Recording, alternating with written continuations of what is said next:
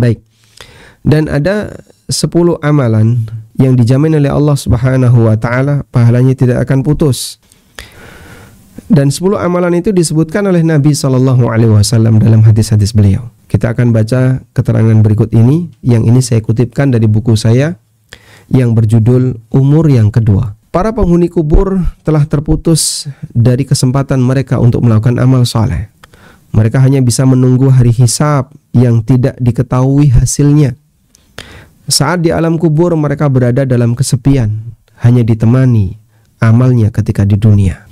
Dalam suasana demikian, ada beberapa amalan yang pahalanya akan terus mengalir. Jasad mereka bersemayam dengan tenang di alam kubur, namun balasan pahala mereka tidak berhenti. Pahala mereka terus berdatangan, padahal mereka terdiam dalam kuburnya, menunggu datangnya kiamat dan hari hisab. Sungguh masa pensiun yang sangat indah, yang tidak bisa digantikan dengan dunia seisinya. Karena sehebat apapun dunia, semuanya zail, semuanya pasti akan hilang. Semuanya pasti akan fana. Namun balasan inilah yang diabadikan oleh Allah Ta'ala. Amal yang pahalanya tidak pernah putus, walaupun pelakunya sudah meninggal. Jumlahnya cukup banyak, disebutkan dalam beberapa riwayat yang disampaikan oleh Nabi Sallallahu Alaihi Wasallam. Baik, pahala diabadikan oleh Allah. Namun ada yang sifatnya sekali didapat. Kita tulis di sini ya. Pahala dari amal yang diterima akan diabadikan oleh Allah. Pahala dari amal yang diterima akan diabadikan oleh Allah. Cuman pahala itu ada dua. Ada yang didapat sekali, ada yang didapatkan sekali. Yang kedua, ada yang terus mengalir. Ada pahala yang terus mengalir. Sehingga orang bisa mendapatkan pahala ini tanpa ujung, berkali-kali dia mendapatkannya. Karena pahala itu dia dapatkan terus mengalir. Tayyib. Yang kita harapkan ini. Walaupun ketika seseorang itu beramal dan amalnya diterima oleh Allah, dia punya kesempatan untuk mendapatkan ini. Tapi kita memperjuangkan yang kedua, agar pada saat kita sudah meninggal dunia, badan sudah hanya tinggal diam di alam baka, tapi pahala terus berdatangan. Itulah yang kita perjuangkan. Ada sebuah ilustrasi yang pernah disampaikan oleh Ibnu Qayyim rahimahullah. Ketika si A dapat uang misalnya, anggaplah dapat uang misalnya senilai 500.000. Lalu dia baca hamdalah, alhamdulillah. Sebenarnya di situ ada berapa nikmat? Ada berapa nikmat? Kalau Anda membaca di sini ada berapa nikmat yang kelihatan dari ilustrasi ini? Kita dapat dua, Pak. Baik, nikmat satu, nikmat berupa harta, uang 500. Nikmat yang kedua adalah nikmat hidayah untuk baca hamdalah. Baik. Ini habis, yang ini abadi. Maka jika kita ditanya, saat kita mendapatkan nikmat berupa uang 500.000, lalu kita membaca alhamdulillah, sebenarnya dari dua nikmat itu mana yang lebih baik? Mukmin akan mengatakan nikmat alhamdulillah lebih baik. Kenapa? Karena nikmat alhamdulillah itu abadi. Ketika seorang mengucapkan alhamdulillah sebagai wujud rasa syukur dia kepada Allah, maka dia akan mendapatkan keabadian pahala yang dijaga oleh Allah. Sementara duit 500.000 habis dalam waktu berapa lama, Pak? Tergantung daerah. Kalau di Jogja mungkin cukup untuk 10 hari, di Jakarta barangkali cukup untuk sehari, di Bogor mungkin hanya setengah hari, tergantung daerah. Tapi demikianlah perbandingan nikmat yang diberikan oleh Allah Ta'ala kepada hambanya. Allah abadikan pahala yang didapatkan oleh hamba ketika amal itu diterima, pahalanya diabadikan oleh Allah. Namun yang kita maksud di sini adalah bagaimana agar seorang hamba bisa mendapatkan pahala yang terus mengalir tanpa ujung. Sekarang kita akan lihat amalan-amalan itu. Yang pertama, hadis dari Abu Hurairah radhiyallahu anhu, Nabi SAW bersabda, "Idza matal insan inqata'a amaluhu illa min thalatha." Apabila manusia itu mati, maka seluruh amalnya terputus kecuali 3 amal. Illa min sadaqatin jariyah, sedekah jariyah. Au ilmin yuntafa'u bihi, ilmu yang bermanfaat. Au waladin salihin yad'ulah, atau anak soleh yang mendoakannya. Masya Allah. yang dikatakan oleh Rasulullah SAW, in qata'a amaluhu illa min thalath, amalnya terputus kecuali 3 amal. Kita baca hadis berikutnya. Dari Anas bin Malik radhiyallahu anhu, Rasulullah sallallahu alaihi wasallam bersabda, sab'un yajri lil 'abdi ajruhunna min ba'di mautihinna. Ada 7 amalan yang terus mengalir pahalanya setelah sang hamba itu meninggal. Wa huwa fi qabrihi, sementara sang hamba itu ada di kuburan, ada di makamnya. Yang pertama, man 'allama ilman, orang yang ngajarin ilmu, tentu saja adalah ilmu yang bermanfaat. Au ajran nahran, atau dia membuat parit, mengalirkan air, mengalirkan sungai. Au hafara bi'ran, atau menggali sumur. Au gharasa nakhlan, atau menanam kurma. Au bana masjidan, atau bangun masjid. Au waratha mushafan, atau wakaf mushaf. Au taraka waladan yastaghfiru lahu ba'da mautihi, atau dia tinggalkan seorang anak yang baik yang mohon ampun untuknya setelah dia mati. Ada berapa? 7. Diriwayatkan oleh Al-Bazzar dalam musnadnya, Al-Baihaqi dalam Syu'abul Iman, dan beberapa perawi yang lainnya. Sekarang kita lihat hadis Abu Hurairah. Nabi SAW bersabda, inna mimma yalhaqul mu'mina min amalihi wa hasanatihi. Di antara amal saleh yang nanti pahalanya akan menyusul bagi seorang mukmin ba'da mautihi, setelah dia meninggal, adalah berikut ini. Pertama, ilmu yang dia ajarkan dan dia sebarkan. Yang kedua, anak saleh yang dia tinggalkan. Yang keempat, mushaf yang dia wariskan, maksudnya yang dia wakafkan. Yang keempat, au masjidan banahu, masjid yang dia bangun. Berikutnya, baitan libni sabil, rumah singgah bagi ibnu sabil. Au nahran ajrahu, atau sungai yang dia buat, yang dia alirkan, dia buat parit atau sungai. Au sadaqatan akhrajaha min malihi fi sihhatihi wa hayatihi, atau sedekah yang dia keluarkan dari hartanya ketika dia sehat atau ketika dia masih hidup. Yalhaquhu min ba'di mautihi, yang nanti akan menyusulnya setelah dia mati. Baik, ada berapa ini? 1, 2, 3, 4, 5, 6, 7. Ada 7. Nah, Pak, katanya jumlahnya ada 10. Kok ini ada 7? 3 riwayat tadi sebenarnya berimpit ya. Ada yang sama. Nah, sekarang kalau kita buat daftarnya kurang lebih ada 9. Nanti yang ke-10 di bagian akhir. Baik, kita coba tuliskan di sini.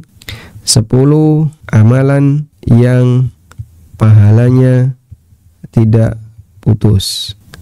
Yang pertama, sedekah jariah. Yang kedua, ilmu yang bermanfaat. Yang ketiga, doa anak soleh.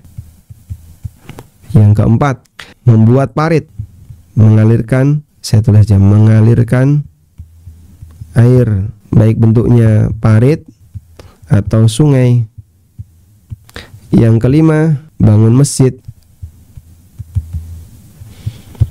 Yang keenam, apa yang keenam?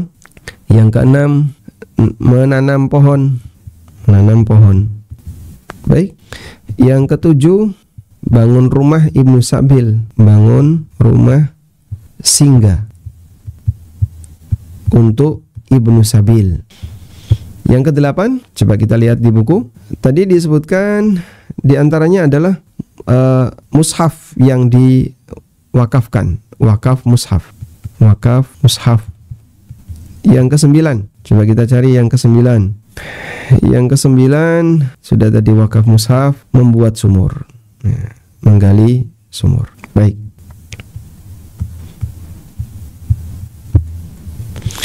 Inilah 9 amalan yang pahalanya tidak pernah putus. Pak, 10. Yang ke-10 apa? Yang ke-10 nanti ya, kita akan bahas nanti. Karena 10 ini beda dengan yang 9 pertama ini. Baik, sekarang kita lihat amalan-amalan itu lebih dekat. Dari mulai sesuai urutan yang kita sebutkan di buku, kita lihat yang pertama adalah mengajarkan ilmu yang bermanfaat. Ilmu yang bermanfaat, Masya Allah, manusia itu beda kualitasnya karena beda ilmu. Ini lebih ngerti daripada ini, lebih pintar daripada ini. Ini tahu, ini nggak tahu. Makanya Allah tegaskan, hal yastawil ladzina ya'lamuna wal ladzina la ya'lamun. Apakah sama antara orang berilmu dan orang yang tidak berilmu? Tentu saja nggak sama. Allah membedakan antara orang berilmu dengan orang yang tidak berilmu. Sebagaimana Allah membedakan antara penduduk surga dan penduduk neraka. La yastawi ashabun nari wa ashabul jannah. Tidak sama antara penduduk neraka dengan penduduk surga. Ashabul jannati humul faizun. Penduduk surga itu yang bahagia. Allah juga bedakan antara yang berilmu dan yang tidak berilmu. La yastawi alladhina ya'lamuna walladhina la ya'lamun. Enggak sama antara orang berilmu dan orang yang tidak berilmu. Yang dimaksud ilmu di sini adalah ilmu yang bermanfaat, yang mengantarkan orang untuk mengenal agama dan siapa Tuhannya. Ilmu yang menjadi petunjuk bagi manusia untuk berjalan di atas jalan yang lurus. Yang dengan ilmu ini seorang hamba akan bisa mengarungi bahtera kehidupan dengan baik. Ilmu yang mengajarkan mana yang hak dan mana yang batil, mana yang halal dan mana yang haram. Itulah ilmu yang bermanfaat. Dengan melihat nilai penting dari ilmu, kita bisa melihat betapa mulianya kedudukan seorang ulama yang memberi nasihat bagi umat.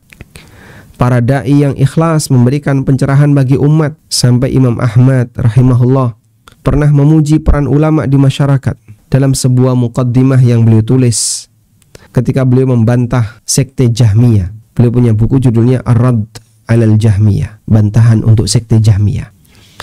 Imam Ahmad pernah mengatakan, Alhamdulillahilladzi ja'ala fi kulli zamanin fatratan minar rusuli baqaya min ahli ilmi.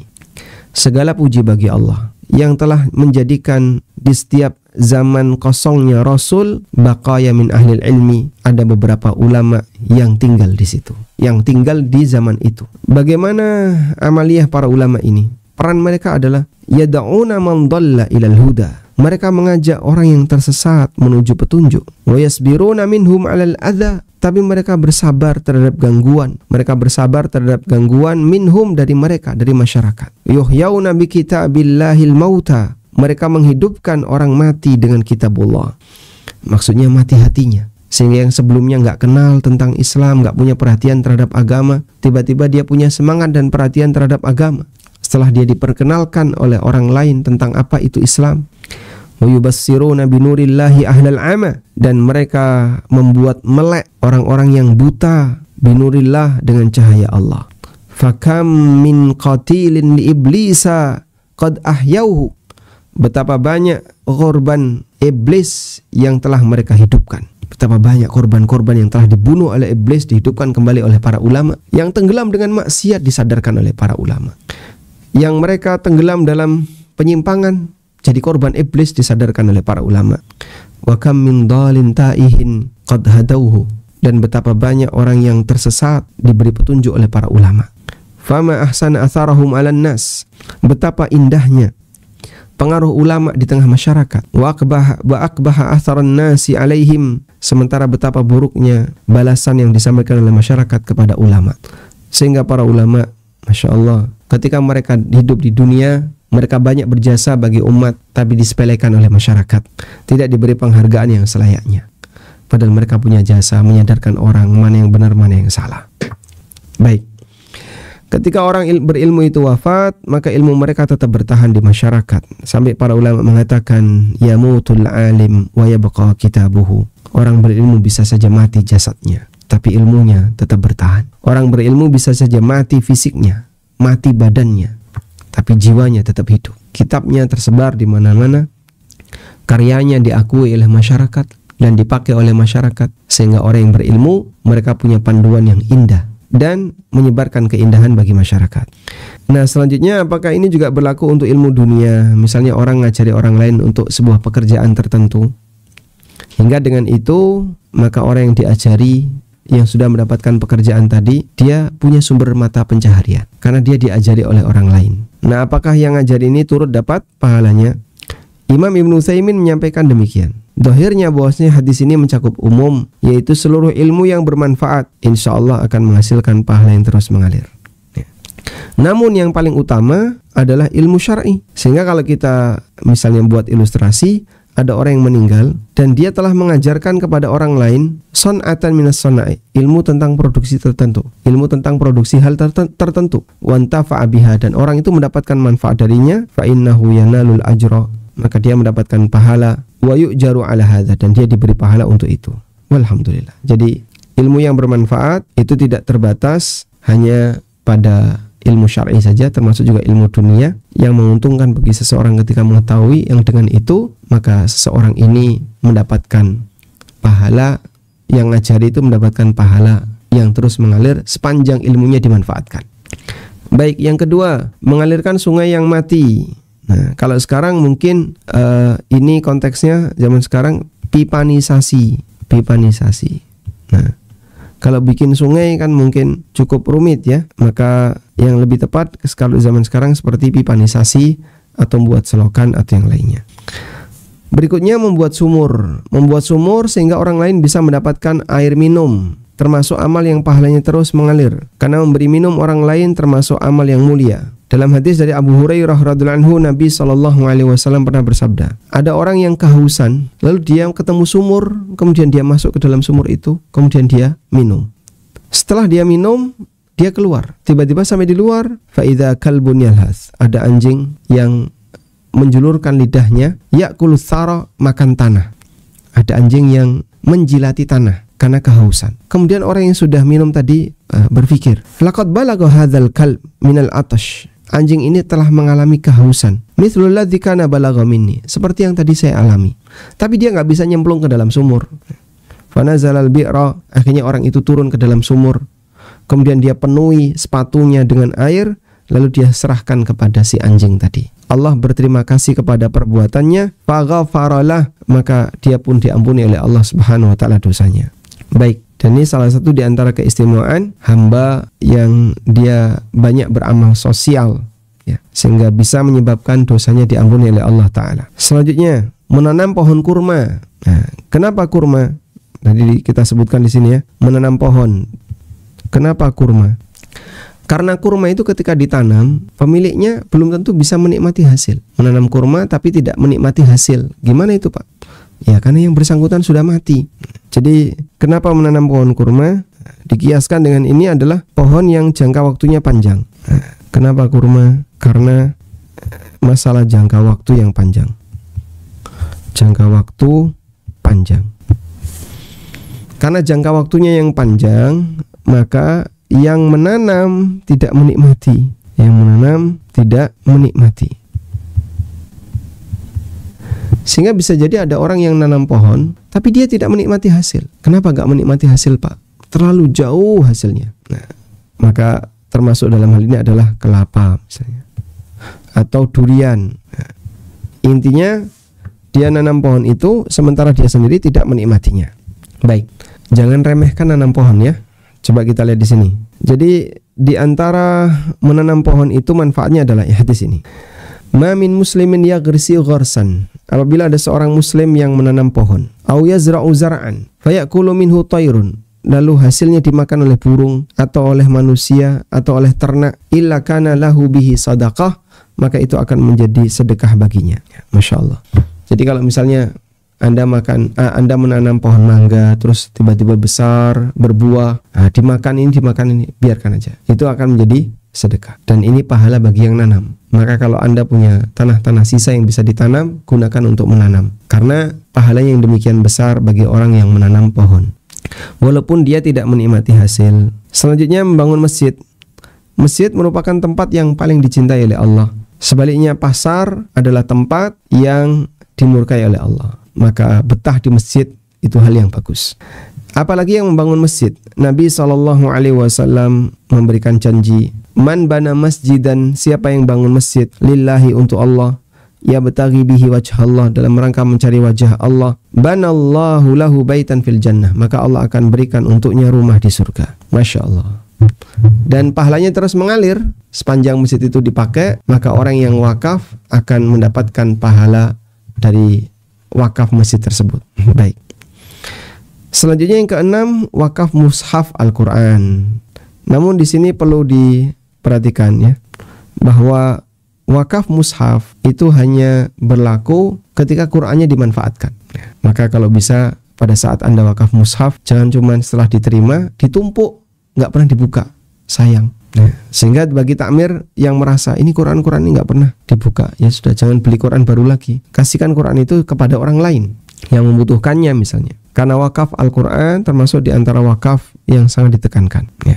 Selanjutnya, maka kalau mau ngasih hadiah Al-Quran, kasihlah kepada sasaran yang tepat. Benar-benar diberikan kepada mereka yang rajin membaca Al-Quran atau mereka yang menghafalkan Al-Quran. Berikutnya anak soleh yang mendoakannya. Anak soleh yang mendoakan orang tuanya, maka dia mendapatkan pahala. Nah, di sini ada dua kondisi ya. Apakah orang tua otomatis dapat pahala dari amal anaknya? Baik, coba. Apakah ortu otomatis dapat pahala dari amal anaknya? Otomatis atau tidak? Oh, maafkan, otomatis. Jadi kalau misalnya anaknya sholat, apakah ortu juga dapat pahala sholat? Anaknya puasa, ortu otomatis dapat pahala puasa? Yang benar tergantung posisi orang tua. Yang pertama, jika ortu terlibat dalam pendidikan anaknya, maka amal anak nanti ortu dapat pahala jika ortu terlibat dalam pendidikan anaknya. Yang kedua, jika ortu tidak terlibat, maka di situ ada dua ya. Ini ortu dapat pahala amal. Kalau di sini jika ortu tidak terlibat dalam pendidikan anak, misalnya bapaknya minggat ketika anaknya masih bayi, sehingga nggak pernah ngurusi bayi itu, anaknya nggak pernah diurusi sampai anaknya dewasa jadi ustadz misalnya. Lalu apakah sang bapak ini dapat pahala dari amal anaknya? Di sini ada dua keadaan. Untuk pahala amal di situ tidak ada dalil, Tapi yang ada adalah doa dari anak jika dia mendoakan.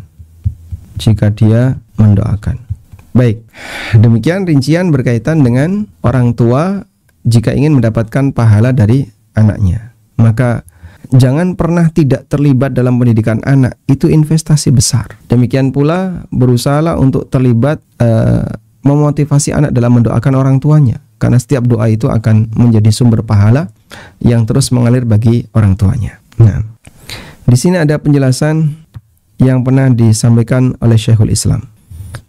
Nabi SAW tidaklah menjadikan bapak bisa memiliki seperti pahala semua anaknya, dan kami tidak mengetahui adanya dalil akan hal itu. Namun beliau menjadikan doa baik dari sang anak untuk bapak itulah yang menjadi amal bapak alladzi la yanqati, yang tidak pernah putus. Jadinya yang bisa memberikan tambahan pahala bagi orang tua adalah ketika orang tua ini punya andil pendidikan bagi anak, dan yang kedua ketika orang tua mendoakan bapaknya, atau ketika sang anak mendoakan orang tuanya. Berikutnya rumah singgah untuk musafir. Nah, amal ini yang disebutkan dalam hadis, rumah singgah untuk musafir. Ada satu hal yang bagus, rumah singgah untuk orang sakit. Banyak sekali orang sakit yang berasal dari pelosok. Misalnya dia sakit tertentu, sementara dia berasal dari pelosok yang cukup jauh. Untuk ke rumah sakit daerah butuh waktu 3 jam, 4 jam, sehingga dia berangkat habis subuh, sampai di situ jam 8 atau setengah 9, terus ngantri di rumah sakit, ngantri panjang, ketemu dokter paling cuman setengah jam atau 15 menit. Setelah dapat antrian ditangani 15 menit, ya. Kemudian disampaikan besok kontrol lagi ya, 3 hari lagi kontrol lagi. Datang seperti itu lagi, 2 hari lagi kontrol, pulang dulu, besoknya dia datang lagi. Jika ada yang seperti ini sangat membantu. Rumah singgah untuk yang sakit. Kenapa dia nggak di hotel, Pak? Nah, gimana dia di hotel? Dia nggak kuat. Bahkan bayari saja pakai BPJS. Selanjutnya, sedekah jariyah. Para ulama menafsirkan sedekah jariyah adalah wakaf. Sedekah jariyah adalah wakaf karena fisiknya tetap namun manfaatnya berkelanjutan. Sebagaimana keterangan Al-Khatib Asy-Syarbini, beliau mengatakan as-shadaqatul jariyatu mahmulatun indal ulama'i 'alal waqfi. Sedekah jariyah dipahami sebagai wakaf menurut para ulama, sebagaimana keterangan Ar-Rafi'i. Karena wakaf itu bendanya bertahan, tidak hilang, tapi manfaatnya terus mengalir. Dan sahabat Jabir pernah bercerita, lam yakun ahadun min ashabin Nabi SAW. Tidak ada seorang pun di antara sahabat Nabi SAW dzu maqdiratin, yang punya kemampuan, illa waqafa, kecuali dia wakaf. Masya Allah. Sehingga hampir semua sahabat itu punya amal wakaf. Berikutnya, setelah kita menyelesaikan 9 poin tadi ya, 1 sampai 9. Mulai dari sedekah jariyah, ilmu yang bermanfaat, doa anak soleh, mengalirkan air, parit sungai atau pipanisasi, kemudian bangun masjid, menanam pohon. Kenapa nanam pohon? Terutama pohon yang masanya panjang ya, yang bisa jadi umurnya lebih panjang daripada orang yang nanam, karena dia menanam tapi dia tidak menikmati hasil. Allah jadikan itu sebagai pahala yang terus mengalir. Bangun rumah singgah untuk Ibnu Sabil, wakaf mushaf tadi sudah, dan menggali sumur. Berikutnya yang nomor 10, di sini kami sebutkan berjihad dan menjaga daerah perbatasan. Selain beberapa amalan di atas, ada amalan lainnya yang pahalanya tidak pernah putus. Itulah amalan jihad. Salman Al-Farisi radhiyallahu anhu meriwayatkan bahwa Nabi SAW bersabda, "Ribatu yaumin wa lailah." Ribat, berjaga di daerah perbatasan sehari semalam, khairun min siyami syahrin, lebih baik daripada puasa sebulan, wa qiyamihi, atau tahajud 1 bulan, wa in mata jara alaihi amaluh, jika dia mati maka pahala amalnya terus mengalir, alladzi kana ya'maluh, yang dia kerjakan, wa ujri alaihi rizquhu wa minal fattan, demikian pula rizkinya akan terus mengalir dan dia aman dari 2 fitnah. Dia aman dari 2 fitnah. Baik, fitnah yang dimaksud adalah fitnah kehidupan dan fitnah kematian. Fitnatul mahya wa fitnatil mamat. Amal mereka sangat mulia karena mereka berjihad di jalan di daerah perbatasan. Mereka siap berkorban dengan bertahan di daerah yang membahayakan. Mereka siap kehilangan nyawa demi menjaga masyarakat dari serangan, sehingga menjamin keamanan dan kenyamanan bagi masyarakat. Itulah mereka yang berada di daerah perbatasan. Walhamdulillah, kita tambahkan di sini amal yang ke-10 adalah orang yang berjaga di perbatasan. Walhamdulillahirabbil alamin. Baik, 10 ini yang terus mengalir pahalanya.